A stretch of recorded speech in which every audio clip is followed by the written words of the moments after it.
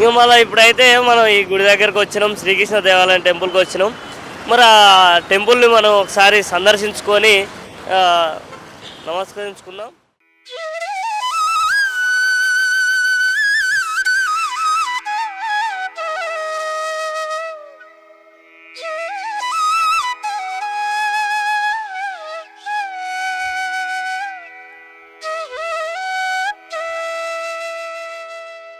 మరి ఇంకెందుకు ఆలస్యం, వెళ్దాం రండి.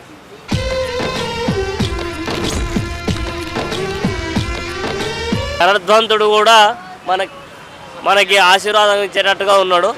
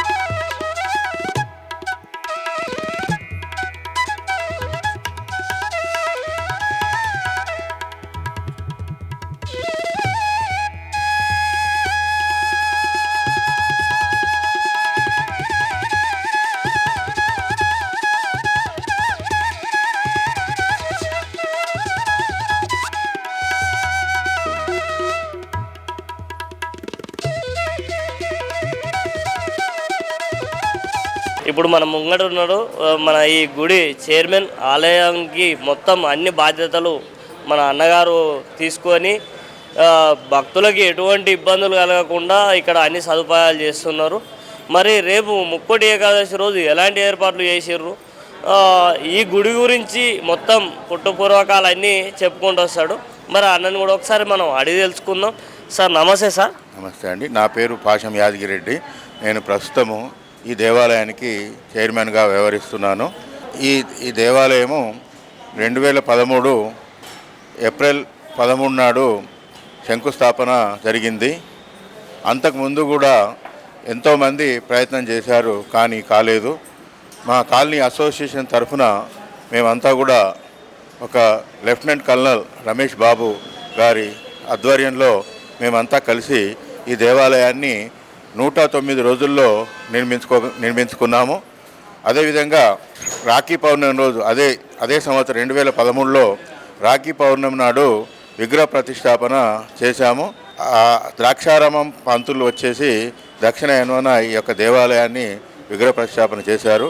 అప్పటి నుంచి కూడా మరి కొన్ని రోజులు పూజారి వ్యవస్థ సరిగా లేకపోవడం వల్ల కొంత మరుగున పడింది. ఆ తర్వాత 2019 మార్చిలో నేను బాధ్యత తీసుకున్నాను.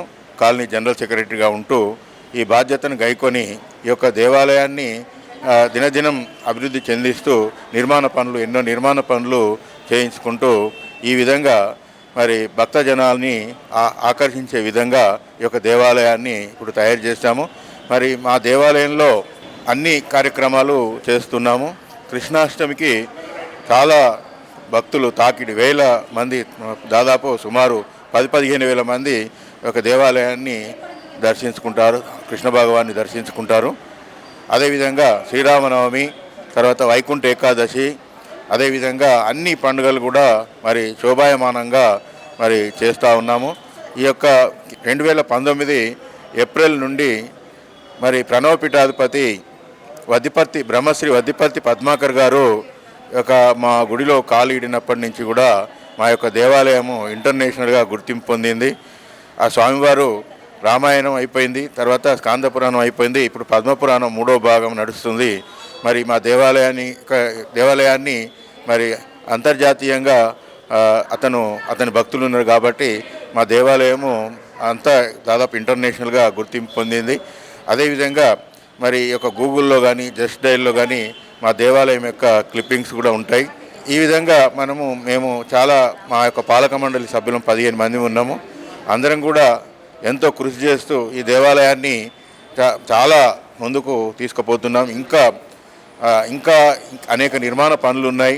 అదేవిధంగా భక్తులకు ఎటువంటి అసౌకర్యం కలగకుండా చేయాలనేటటువంటి సంకల్పంతో ఉన్నాము. మరి ఆ భగవానుడు ఆ యొక్క ఆయురారోగ్యాలతో ఈ యొక్క దేవాలయాన్ని ఇంకా ముందుకు తీసుకోవడానికి సహకరిస్తారని అనుకుంటున్నాము. మరి రేపు ముక్కోటి ఏకాదశి కదా సార్, మరి ముక్కోటి ఏకాదశికి మరి ఎలాంటి వర్క్స్ చేశారు? అంటే మామూలు భక్తులకి ఇబ్బంది కలగకుండా ఎలాంటి ఏర్పాట్లు చేశారు? రేపు ఏమైనా హోమాలు చేస్తున్నారా? ఇంకా ఎలాంటి అన్ని ప్రతి పౌర్ణమి రోజు హోమాలు జరుగుతాయి. అదేవిధంగా ప్రతి రోహిణి నక్షత్రం రోజు మరి రుక్మిణి కళ్యాణం జరుగుతుంది. అదేవిధంగా మరి ఈ ప్రోగ్రాంలో కింద జరిగేటటువంటి ప్రవచనాలలో భాగంగా ఒక్కొక్కసారి మరి కృష్ణ కళ్యాణం, ఒక్కొక్కసారి పార్వతీ పరమేశ్వర కళ్యాణము జరుగుతుంది. అదేవిధంగా మరి వందల మంది, దాదాపు 1000 మంది యొక్క ఈ దేవాలయాన్ని సందర్శిస్తున్నారు.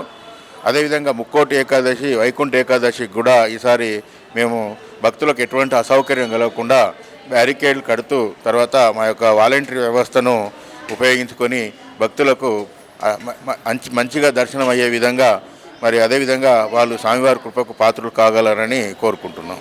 ఇక ప్రవచనాలు పెట్టాలి అని చెప్పేసి మీకు ఎలా వచ్చింది ఆ ఆలోచన? అసలు యాక్చువల్గా 2019 ఏప్రిల్లో ఆ గురూజీయే ఎప్పుడు చూసినా ఈ టెంపుల్ ఎప్పుడు ఏదో అంత కన్స్ట్రక్షన్లో ఉన్నట్లు ఉంటుంది అని చెప్పి తన ఆర్గనైజర్ని తోలినప్పుడు నేనేం చేశానంటే, మరి ఇట్లా ప్రవచనాలు పెట్టియడము, తర్వాత ఈ యొక్క దేవాలయానికి ఆదాయం లేదు, కష్టమవుతుందేమో నాకు అని చెప్పేసానంటే, తను ఏమన్నానంటే, తను మాకు వరుసకు బ్రదర్ అవుతాడు, ఏం కాదు నేను చూసుకుంటాను, మీకు ఏమి ఒక్క రూపాయి కూడా మీ మీద పడదు, ఆ స్వామివారు తను చూసుకుంటారని చెప్పాడు. అక్కడి నుంచి కూడా ఇక ప్రవచనాలు పెట్టిస్తూ కూడా గురువుగారే మాకు మామూలుగా ఇక ఖర్చులన్నీ కూడా తనే భరిస్తున్నాడు. అంటే భగవంతుని దయ ఉంటే ఏదైనా కానీ సాధించుకోవచ్చు. ఆయన పనులు ఏ ఉన్నా కూడా భగవంతుడే చూసుకుంటాడు. మనం భగవంతుని కోసం మనం కృషి చేస్తే ఆ ఫలితం అనేది ఎంత తొందరగానైనా భగవంతుడు తీసుకొస్తాడు అనేది మీ మాటలలో తెలుసుకుంటున్నా. బ్రహ్మశ్రీ వద్దిపతి పద్మాకర్ గారు కూడా ఈ యొక్క 18 పురాణాలు కూడా ఇక్కడి నుంచి అందిస్తానని చెప్పాడు. ఇది ప్రతిసారి కూడా ప్రతి ప్రవచనంలో కూడా ఇది నా దత్తత గుడి అని చెప్తూ ఉంటాడు. తన యొక్క సహాయం సహకారాలు ఈ గుడికి ఎంతో అవసరం ఉన్నాయి. కాబట్టి గురువుగారిని కూడా మరి మేము కోరుకునేది ఏంటంటే, తను కూడా ఈ యొక్క దేవాలయ అభివృద్ధికి తన యొక్క శిష్య బృందాన్ని ప్రోత్సహించాలని కోరుకుంటున్నాను.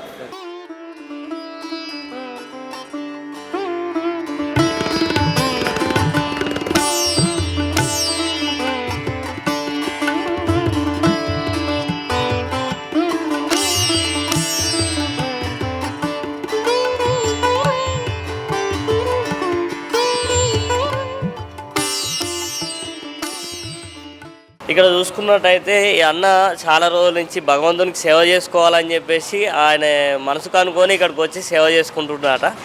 మరి అన్న ఎన్ని సంవత్సరాల నుంచి వస్తుండు, మరి ఏంది అన్నకి ఇక్కడికి వచ్చి సేవ చేసుకున్నందుకు ఏమన్నా ఫలితాలు కలిగినాయి? మరి ఒకసారి అడిగి తెలుసుకుందాం. సార్ నమస్తే సార్. నేను ఫలితం ఆశించి సేవ కొరకు రాలేదు, దైవభక్తి కొరకు వచ్చాను. హరే కృష్ణ కృష్ణ కృష్ణ హరే హరే, హరే రామ రామ రామ హరే హరే. ఈ టెంపుల్ 11 సంవత్సరాలు అయిపోయిందని చెప్పారు పెద్దలు. నేను టెంపుల్కు రాబట్టి ఒక 5 సంవత్సరాలు అవుతుంది. టెంపుల్లో ఎంతో ప్రశాంతత లభిస్తుంది టెంపుల్కు రావడం వల్ల.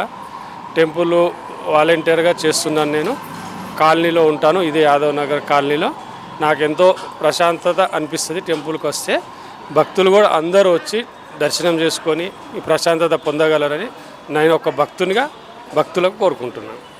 అంటే భగవంతునికి తెలుసు మనం ఎలాంటి కోరిక కోరుకోకుండా సరే ఆయనకి ఏ కష్టం ఉంది, ఏ ఆపద ఉంది అని చెప్పేసి తీర్చడానికి భగవంతుడు ఖచ్చితంగా ఏదో ఒక రూపంలో వస్తాడని తెలుసు. అది అన్నకి కూడా అట్లా వస్తుందని నేను అనుకుంటున్నా. కావచ్చు, అది భగవంతుని అన్నీ తెలిస్తేనే భగవంతుడు. మనకి ఏం తెలియదు కాబట్టి మనం జనులము, నారదులము, మనం సేవకులము. అన్నీ తెలిసినవాడు ఆయననే. మనకి ఏం కావాలన్నా ఆయననే ఇస్తాడు.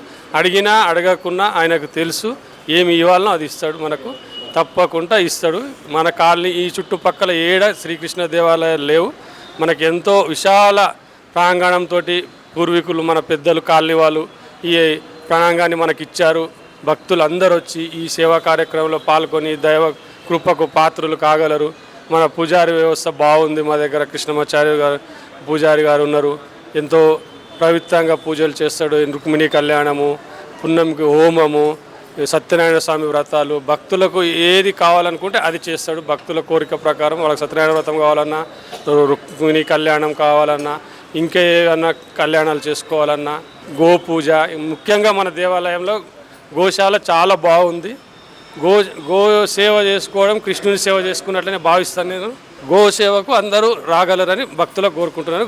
దైవ దర్శనం చేసుకున్న తర్వాత గోసేవ కూడా చేసుకొని, గోవుల దర్శనం చేసుకొని, మన పెద్దలు చెప్పినట్ల 3 దేవతలు గోవు లోపలనే ఉన్నారని చెప్తారు. అదే మనం నమ్మి మనం మనస్ఫూర్తిగా గోవును ప్రార్థిస్తే ఆ కృష్ణ భగవాన్ ఆశీస్సులు, 3 దేవతల ఆశీస్సులు మనకు ఉంటాయని నేను నమ్ముతున్నాను. జై శ్రీకృష్ణ. జై శ్రీరామ్, జై శ్రీకృష్ణ. ఇక్కడ మన ముంగటున్నారు ఈ గుడి ప్రధాన అర్చకులు. మరి ఇప్పుడు రేపు ముక్కోటి తొలి ఏకాదశి కాబట్టి ఎలాంటి పూజలు చేస్తున్నారు, మరి ఎలాంటి పూజలు చేస్తే ఎలాంటి ఫలితాలు వస్తాయి, మరి ప్రతి మాసంలో ఎలాంటి పూజలు నిర్వహిస్తారు అనేది ఒకసారి మనం అడిగి తెలుసుకుందాం. గురుగారు నమస్కారం అండి. జై శ్రీమన్నారాయణ. ఉగ్రం వీరం మహావిష్ణుం జ్వలంతం సర్వతోముఖం నృసింహం భీషణం భద్రం మృత్యోర్మృత్యున్నమామ్యహం వసుదేవసుతం దేవం కంసచానూరమర్ధనం దేవకీ పరమానందం కృష్ణం వందే జగద్గురుం. జై శ్రీమన్నారాయణ. గురువుగారు రేపు ముక్కోటి తొలి ఏకాదశి అంటే అందరికీ గుర్తొచ్చేది ఏంటంటే ఉత్తర ద్వార దర్శనం అనేది గుర్తొస్తుంటుంది. అయితే రేపు మరి ఎలాంటి పూజలు చేస్తే ప్రజలకి మంచి ఫలితాలు జరుగుతాయి, మరి అదేవిధంగా చూసుకున్నట్టయితే మీ ఇక్కడ ఎలాంటి పూజలు చేస్తున్నారు? జై శ్రీమన్నారాయణ.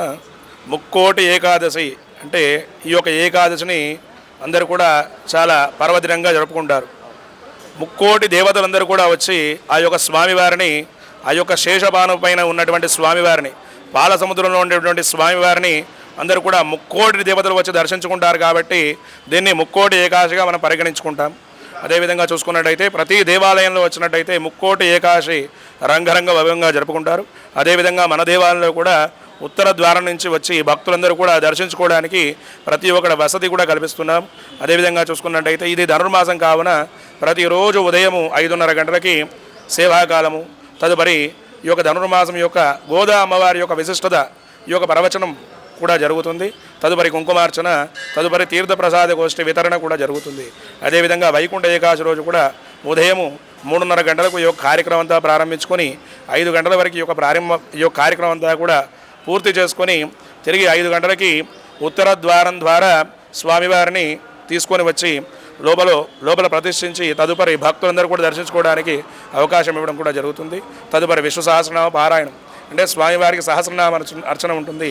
తదుపరి సర్వదర్శనం అంటే భక్తులు స్వామివారి దర్శించుకోవచ్చు. తదుపరి గోపూజలు కూడా ఉంటాయి.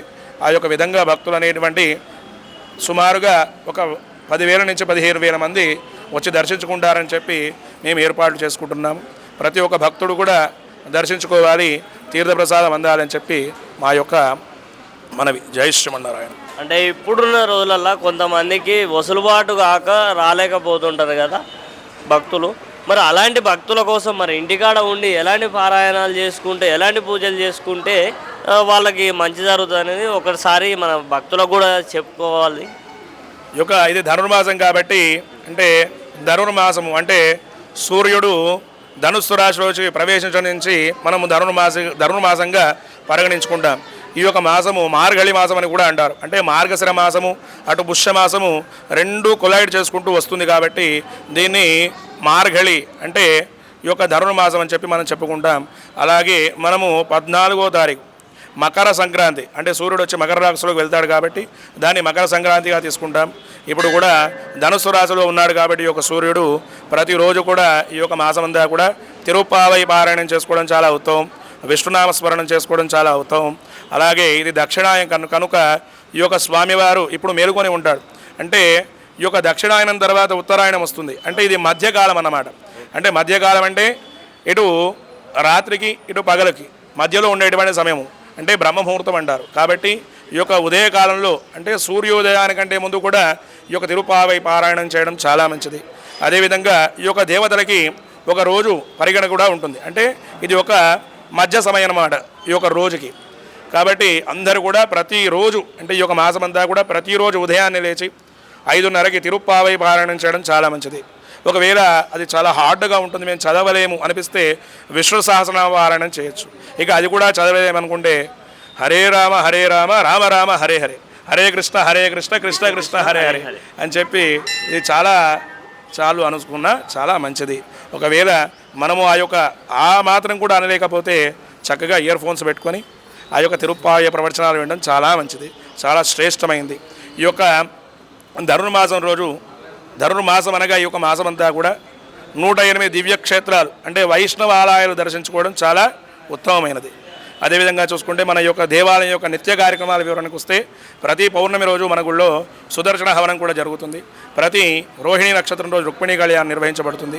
అలాగే ప్రతి సంకటహర చతుర్థికి కింద మనకి విజయ గణపతి స్వామి వారు ఉన్నారు కాబట్టి సంకటహర చతుర్థికి ఉదయం గణపతి హోమము, సాయంత్రం ప్రదోషకాలంలో గణపతి అభిషేకం కూడా నిర్వహించడం జరుగుతుంది. అదేవిధంగా చూసుకున్నట్టయితే మనకి రేపు 13వ తారీఖు భోగి రోజు ఈ యొక్క గోద రంగనాథుల స్వామి వారి కళ్యాణం కూడా నిర్వహించబడుతుంది కింద.